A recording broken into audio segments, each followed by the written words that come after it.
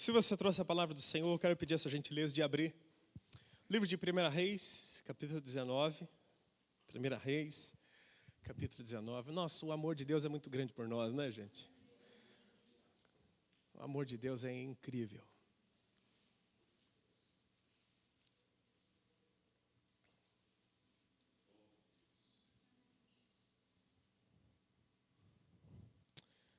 Primeira Reis, capítulo 19. Antes de lermos, eu quero orar com você.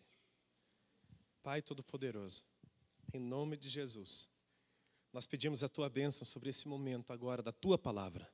Nós queremos entendê-la, colocá-la em prática. Mas para entender, face a necessidade da revelação do Teu Espírito Santo. Revela a Tua palavra para nós, meu Pai. Abençoa-nos nessa noite. Enche-nos do amor do Senhor, meu Pai. Aumenta a nossa consciência de que o Senhor nos ama, que o Senhor amou o mundo, e isso é real, isso é palpável. O seu amor é uma pessoa, e é Jesus, e Ele está em nosso meio. Nós te amamos, meu Pai, e te pedimos, Jesus, enquanto a pregação é feita, por favor, Senhor, estende as mãos sobre os enfermos e cura os enfermos nessa casa. Coloca as mãos sobre aqueles que precisam de uma libertação, meu Pai, de uma bênção, de uma provisão. Já na hora da pregação da Tua palavra, vai liberando, meu Pai, o anseio do coração de cada um, vai respondendo. Porque o Senhor é o dono da palavra, é o dono da igreja, é o dono da vida. E assim, meu Pai, como Kathleen Kuhlman cria, meu Pai, como tantos outros homens e mulheres de Deus, não há necessidade de nenhuma imposição de mãos para que haja uma cura, uma transformação. O Senhor é poderoso para fazer a obra e o seu nome ser glorificado nessa casa. Nós assim oramos e declaramos em nome de Jesus que cremos, que no momento da pregação pode haver manifestação de vida no meio da doença que gera morte, que pode haver vida no meio de uma vida financeira de morte, que pode haver vida numa fé que está fracassada, que pode haver vida em espíritos que estão mortos em seus pecados e delitos. Nós declaramos essa nossa fé publicamente, Senhor, em nome de Jesus. Amém, gente? Deus pode fazer infinitamente mais do que tudo aquilo que pedimos ou pensamos. Já parou para pensar no que é infinitamente mais do que pedimos ou pensamos? É extraordinário. Esse é o mundo que Deus tem para nós. Vamos lá para 1 Reis, então, capítulo de número 19.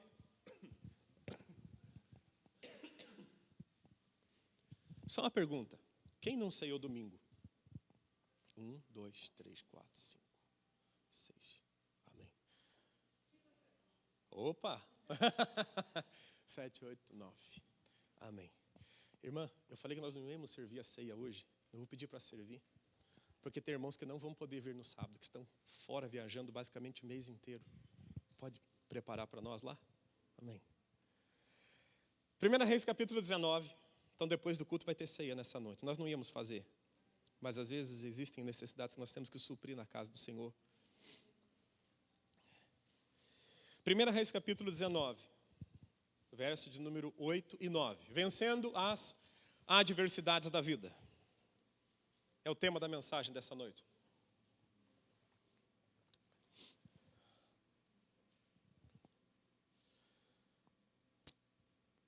Primeira Reis 19, verso 8, diz assim: E levantou-se, pois, e comeu e bebeu, e com a força daquela comida caminhou 40 dias e 40 noites, até Horebe, o monte de Deus. E ali entrou numa caverna e passou ali a noite, e eis que a palavra do Senhor veio a ele dizendo: Que fazes aqui, Elias? É uma pergunta. Que fazes aqui, Elias? Amém. Só até aqui. Eu não sei se você já leu a história de Elias inteira. Elias, ele surge num momento de crise e depois ele desaparece. Ele aparece e desaparece, parece-me que de uma forma abrupta. Ele entra, resolve um problema e sai de cena. Ele é o tipo de gente que Deus confia tanto que puxa aquela pessoa e diz: Meu amigo, a coisa está tão feia que eu confio que você vai resolver o problema. Quem gostaria de ser uma pessoa assim? Resolvedores de problemas e não arranjadores de problema. O Senhor nos fez para sermos solução e não problema. Tudo que Deus criou é para a solução e não problema. Todo ser humano que dá problema é porque ele está fora do projeto de Deus. Se você olhar para a vida de Jonas, Jonas era um homem que estava fora do projeto de Deus. E ele basicamente afundou um navio inteiro. Só não afundou porque jogaram ele fora. Mas esse homem, chamado Jonas, nasceu para ser solução. Tanto que a graça de Deus na vida de Jonas era tão grande que faz inveja para a gente que prega. Ele poderia ou deveria percorrer 3 dias a cidade de Nínive pregando o evangelho para a salvação de Nínive. Ele faz mal feito em um dia só e 120 mil ninivitas se convertem numa pancada. Nenhuma outra pregação na história bíblica surgiu tanto efeito como a pregação de Jonas, que fez a pregação sem querer fazer, lutando para não fazê-la. Porque os planos de Deus se cumprem, meus irmãos. Os planos de Deus se cumprem. Quando Deus quer salvar, a porta da salvação fica escancarada, não tem quem feche. E assim vai ser na sua casa, na sua família, em nome de Jesus. Deus nos chamou para resolver problemas. Olhando Elias, eu vejo Elias entrando numa seara, num ambiente de idolatria. A Bíblia fala que Acabe foi o pior rei de Israel. Pensa. Poderia ter tantos títulos, poderia ter tanta coisa a se falar boa de um homem que tinha dinheiro, status, fama e uma unção real sobre a sua cabeça. Ele tinha tudo para dar certo, mas deu errado. Porque escolheu a vida de forma errada, fez as decisões erradas. A Bíblia narra que Acabe foi o pior de todos os reis de Israel. Ele oficializou a idolatria no reino que seria somente do Senhor. Ele fez em Israel a mesma coisa que o diabo fez na sua rebelião. Ele conseguiu jogar uma parte da nação inteira contra o Deus único e verdadeiro. Esse foi Acabe. Elias entrou na história mais negra de Israel com uma missão: trazer Israel de volta para o Senhor. Ele surge e desaparece de forma brusca. Ao contrário dos reis, por exemplo, que diz assim: olha, o fulano nasceu de ciclano, e ele viveu tantos dias, e a obra do fulano e ciclano foi essa, e de repente ele morreu e descansou com os pais. Elias não teve essa narrativa. Ele entra e sai da história. Esse homem sabe o que é vencer crise. Mesmo estando em desvantagem em relação a nós, porque ele não tinha a plenitude da revelação de Deus, apesar de que a Bíblia fala que o anjo do Senhor apareceu para Elias, e o anjo do Senhor era Jesus, e conversou com Elias. Isso fica para uma escola bíblica, para a gente tratar. Mas ele conhecia uma revelação superior à que ele estava vivendo, mas ele estava vivendo num tempo onde não tínhamos essa liberdade no Espírito Santo que temos hoje. Quem compreende, diga graças a Deus. E mesmo assim ele venceu. Mesmo assim ele venceu, e venceu de forma linda. Linda aos olhos de Deus. Talvez aos olhos da nação de Israel, a vitória de Elias foi camuflada, porque nem todos ficaram sabendo rapidamente o que acontecia. Mas uma coisa é certa, você lê a palavra de Deus e você pensa: puxa, eu queria ser um cara igual a esse. Tanto que ele impactou, que o mesmo fluir do Espírito que estava sobre ele, veio sobre João Batista, para João Batista preparar o caminho de Jesus. Para você ver a influência que esse homem teve e o poder de Deus na vida dele. Vencendo as adversidades da vida é o tema da mensagem dessa noite. Eu quero aprender um pouquinho com você na vida desse homem. Primeira coisa que eu aprendo com ele: para vencer as adversidades, eu preciso ter consciência de que não sou o único a sofrer. Vamos dizer juntos? Diga assim: consciência de que eu não sou o único que sofre. Isso não é um privilégio de Elias. Paulo também fala assim: olha, vocês que estão sofrendo, lembrem-se que os nossos irmãos da Macedônia estão sofrendo mais do que vocês. Para eu aprender, eu estou pegando só questões práticas. Para aprender a vencer as adversidades da vida, a primeira coisa que eu tenho que aprender com Elias e com Deus aqui nesse texto, eu tenho que aprender que tem gente que também sofre no mundo. Isso é uma verdade ou não? Tem gente que sofre mais do que você no mundo? Ah, tem, né? Certamente, a gente fala muito isso na escola bíblica. A migalha que cai da nossa mesa alimenta muita gente. O que muitos de nós desperdiçam de comida mataria a fome de muitas pessoas. Você sabia que em países em ambiente de guerra, Com R$ 150, você consegue comprar comida e alimentar uma família de 5 pessoas por 7 dias. Você sabia que na Coreia do Norte, eles recebem menos de 300 gramas de alimentação por dia, e lá tem crente que vive nessa condição? E eles criaram um negócio chamado, eu falei um pouquinho disso no tabernáculo, eles criaram um negócio chamado arroz santo. Como é raro receber arroz nas porções diárias, o que eles fazem? Eles separam, quando recebem a porção diária, que não é todo dia, eles separam um pouco do arroz, para dar para alguém que eles sabem que não crê em Jesus, para começar a estreitar laço de amizade para pregar o Evangelho. Quando você fala de uma pessoa como nós, adultos, fazendo isso, até você entende. Agora você pensa uma criança pegando um pouquinho de comida na mão e separando, para dar de comer para quem não tem quase nada ou menos do que ela. Para criar vínculos de amizade para poder pregar o Evangelho e não ser denunciado para o governo. O que cai, o que sobra dos nossos pratos alimenta muita gente, espiritualmente e fisicamente. Vencendo as adversidades da vida é ter consciência, primeiro, de que eu não sou o único que sofre. Em 1 Reis, a sequência do texto, nós vamos avançar na sequência do texto, que diz, em 1 Reis, capítulo 19 ainda, Elias vai falar com Deus, assim, escondido na caverna: Senhor, a perseguição está terrível, sou eu que sobrei. Deus vai falar com ele assim: ei, eu também fiz ficar em Israel 7.000. Todos os joelhos que não se dobraram diante de Baal, e toda a boca que não o beijou. Quando Elias estava vivendo o seu momento mais ardoroso, mais complicado, ele falou: Senhor, eu sou o único que sobrou. Deus falou: não, filho, tem 7.000 homens iguaizinhos a você. 7.000 homens que não beijaram a estátua de Baal e que não se curvaram diante de Baal, e estão escondidos iguaizinhos a você. Você não está sofrendo sozinho. Tem muita gente sofrendo junto com você. Na questão de Elias, tem 7.000 na mesma posição. Tem gente que sofre. E quando a gente olha os nossos sofrimentos comparados de algumas pessoas, dá para a gente dizer assim: poxa, Senhor, o meu é leve, o meu é momentâneo, o meu é tranquilo. Olha para quem está perto de você, só para você não perder o hábito. Pergunta para ele: como é que está a tua vida? Como é que está a tua vida? Como é que está o nível de gratidão, o tanque da gratidão da sua vida, como é que está? Paulo diz assim, ó: se nós tivermos 2 refeições por dia, estejamos gratos. Quando o tanque da gratidão vai abaixando, a gente tem que começar a olhar ao nosso redor e ver a realidade que nos cerca. Agora,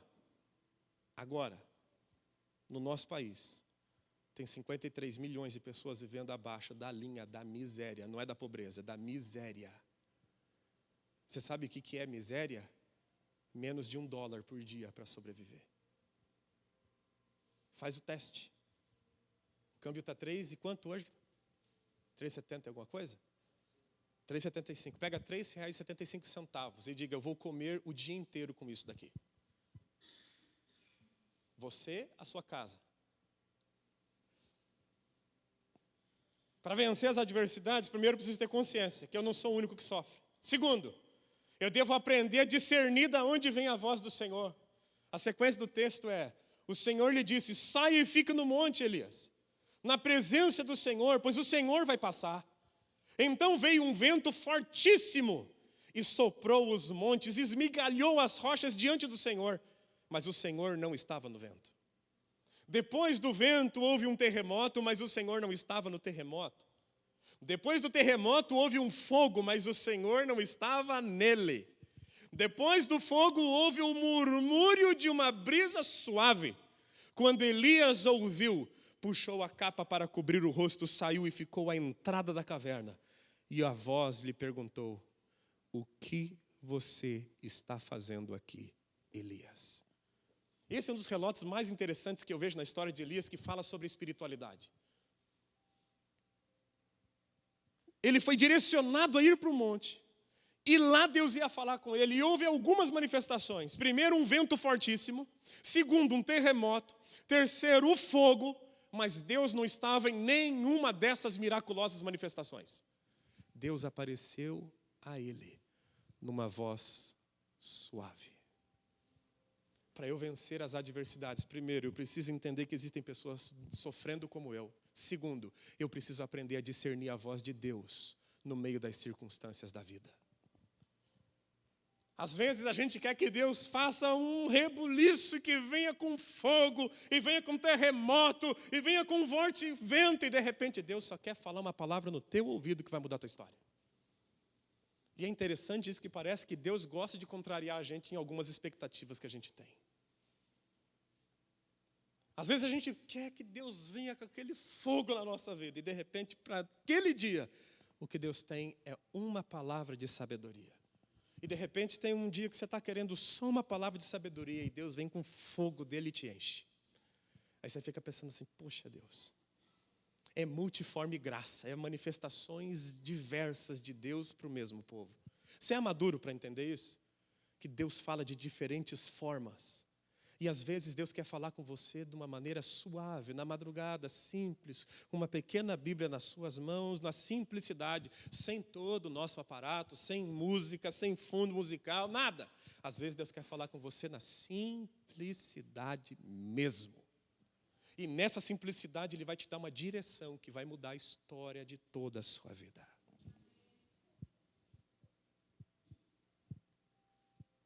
Você viu criança? Você já teve filho em casa? Às vezes não tem como baixar o decibel em casa, não é verdade? Os decibéis são altos, né? Eles gritam, a gente grita. E a gente fala, fulano volta, e o fulano não volta. Aí você fala alto. E você vai falar alto para chamar atenção, e a criança não te ouve, está brincando, é aquela coisa tal. Quando Deus precisa gritar muito com você para você ouvir, significa que você ainda é infantil na fé. Deus quer te direcionar com um simples sopro. Deus quer que você cresça espiritualmente a ponto de você discernir no meio de muitas vozes a voz do Senhor. Porque na nossa geração muitas vozes concorrem com a voz de Deus. Ao que eu observo, a voz da razão é uma voz que mata a voz de Deus dentro do nosso coração. Parece que a razão e aquilo que a gente enxerga grita tão alto que a gente não tem ouvido para ouvir as leves direções que Deus quer nos dar. A nossa realidade, às vezes, grita tão alto que a gente não tem ouvido para ouvir o que Deus quer nos direcionar.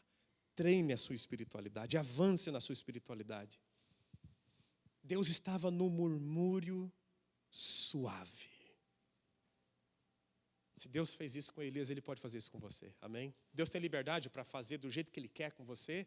Ou ainda nós estamos naquele jogo assim, Senhor, o meu planejamento é esse e esse. O Senhor tem que fazer isso, aquilo, dessa forma que eu espero. Não faz isso. Você vai se frustrar.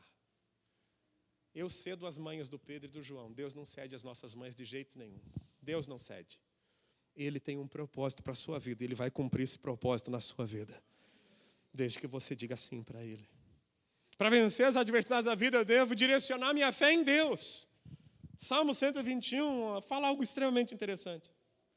Eu levanto os meus olhos para os montes e me pergunto, de onde vem o meu socorro? O meu socorro vem do Senhor, que fez os céus e a terra. Ele não permitirá que você tropece. Quem recebe, diga graças a Deus. O seu protetor se manterá alerta. Sim, o seu protetor não dormirá. Ele está sempre alerta. O Senhor é o seu protetor. Como sombra que o protege, Ele está à sua direita. De dia o sol não te ferirá, nem a lua de noite. O Senhor te protegerá de todo mal. Protegerá a sua vida. O Senhor protegerá a sua saída e a sua chegada, desde agora e para sempre. Isso aqui é real, é para a gente. Isso aqui não era para Davi, não. Davi já morreu. Se essa palavra valesse só para Davi, ela estava morta hoje. Mas Deus quer guardar a gente na nossa entrada, na nossa saída.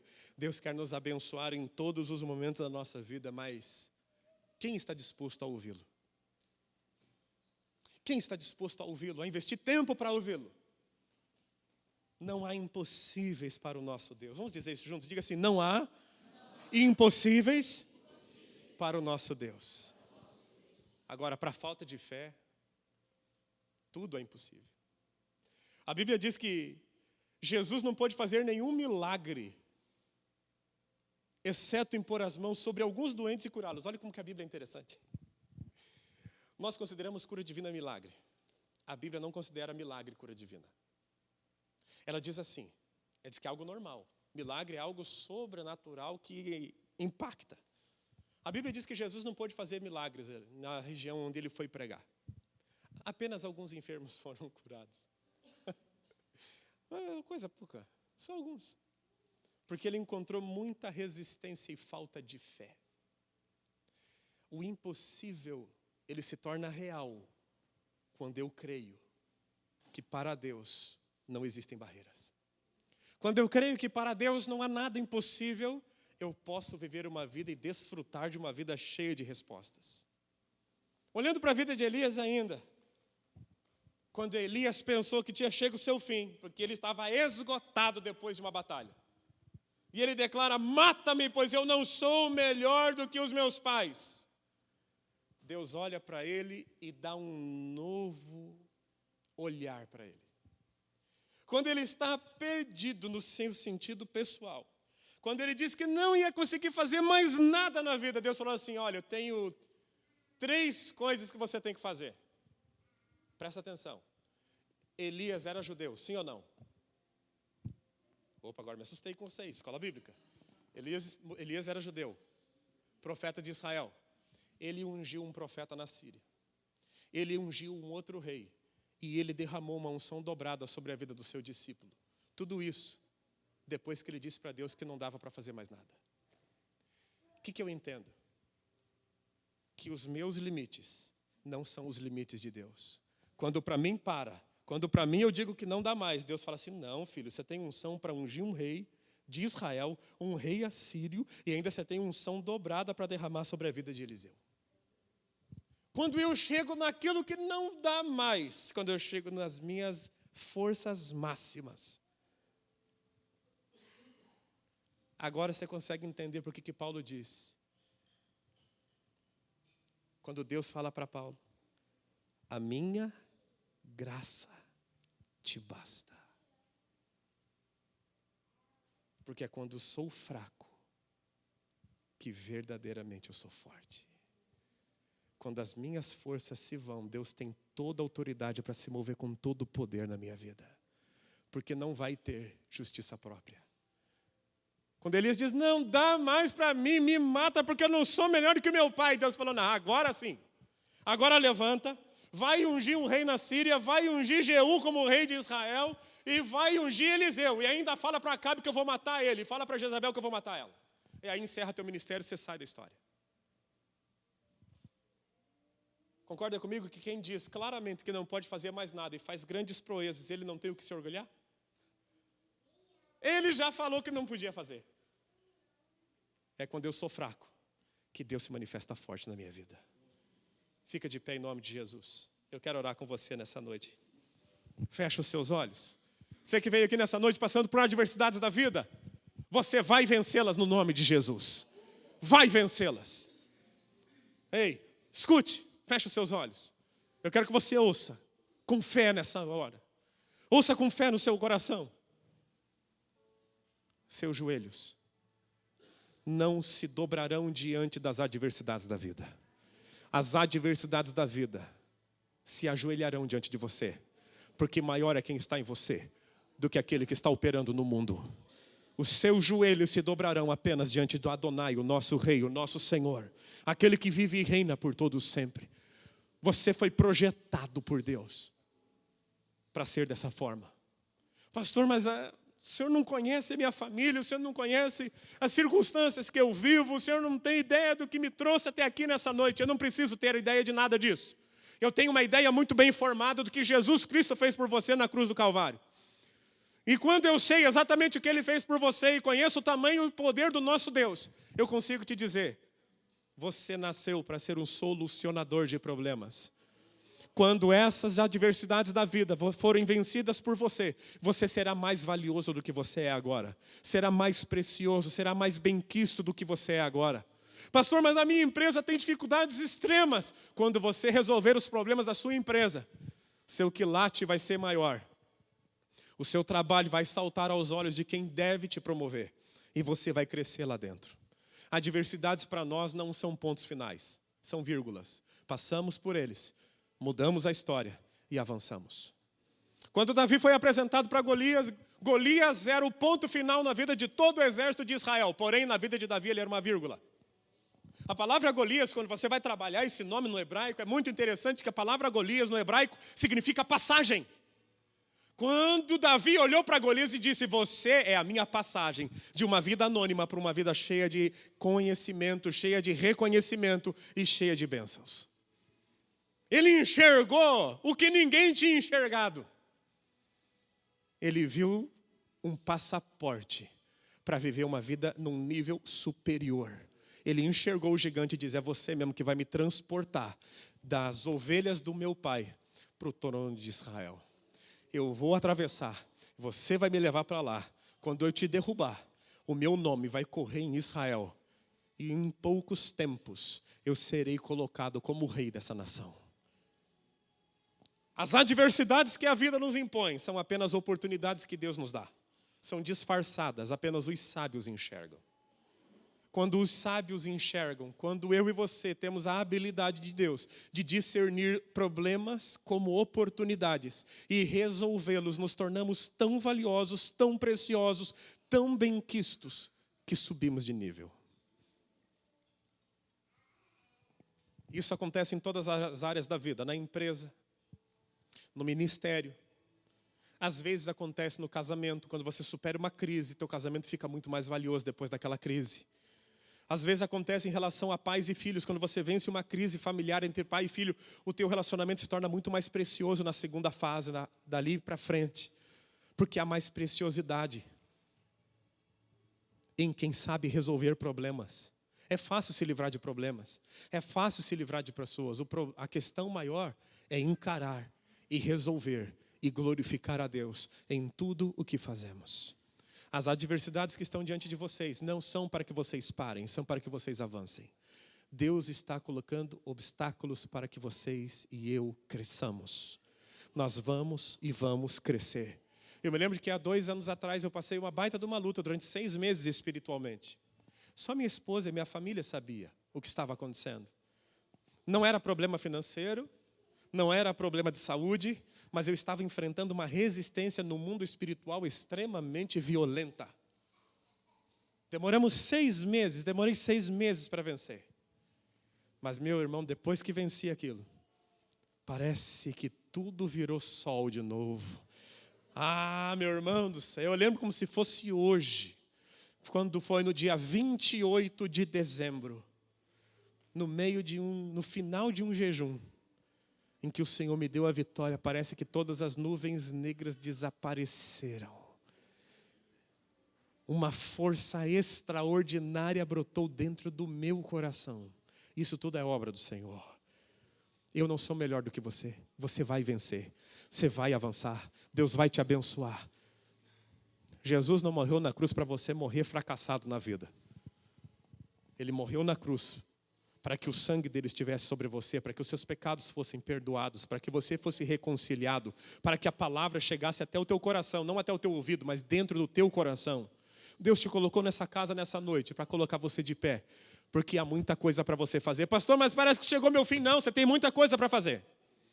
Elias disse para Deus, chegou meu fim. Deus falou, não, é agora que eu tenho um negócio com você. Você tem mais 3 missões importantíssimas. Levanta um rei da Síria, levanta um rei de Israel, unge dobradamente, a unção dobrada vai vir sobre a vida de Eliseu. E você ainda vai dizer para Acabe que eu vou matá-lo, para que o meu nome se exalte sobre Israel. Você tem muita coisa para fazer. Igreja do Evangelho Quadrangular Jardim Virgínia, há muito serviço pela frente. Encha-se de Deus a cada dia, porque há muito trabalho para fazer ainda. E Deus vai ser muito glorificado. Eu quero orar com todos. Pai Todo-Poderoso, estamos diante do teu altar, diante da tua palavra nessa noite. E a tua palavra nos inspira, meu Pai, na pessoa de Elias.